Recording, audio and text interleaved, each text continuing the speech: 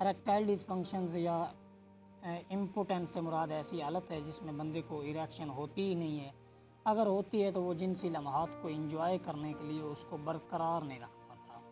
और ये ज़्यादातर उम्र रसीदा लोगों को होती है बीमारी, क्योंकि उम्र बढ़ने के साथ साथ जो इरेक्शन होती है वो वैसे ही कम होना शुरू हो जाती है। और इसकी आम वजूहत में ये है कि जो नर्व्स पिनस की तरफ आती हैं वो या ब्लॉक हो जाती हैं या फिर तंग हो जाती हैं, जिसकी वजह से नर्वस सिस्टम के साथ उनका कनेक्शन है वो भी इसी तरह ब्लॉक या वीक हो जाता है। तो इसके अलावा इसमें शुगर शामिल है,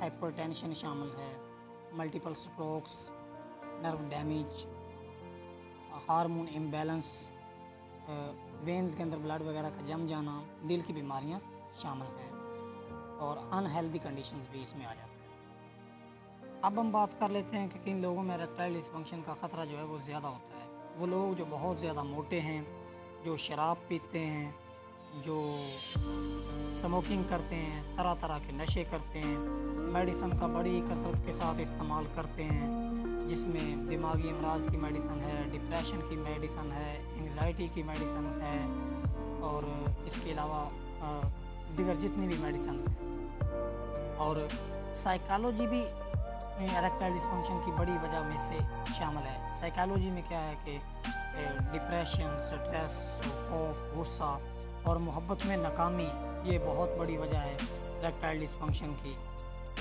क्योंकि इरेक्टाइल डिसफंक्शन दिमागी और जिस्मानी वजूहात का मजमूआ ही होता है। इरेक्टाइल डिसफंक्शन की अलामात क्या हो सकती हैं? ऐसे लोगों को या तो इरेक्शन होती ही नहीं है, अगर होती है तो वो उसको बरकरार नहीं रख पाते, या फिर उनमें जिनसी ख्वाहिश ही मर जाती है, वो सेक्स की तरफ उनका ख्याल ही नहीं जाता। तो इसके इलाज के बारे में अब हम बात कर लेते हैं कि लोगों को इलाज के लिए अच्छी एक्सरसाइज लेनी चाहिए।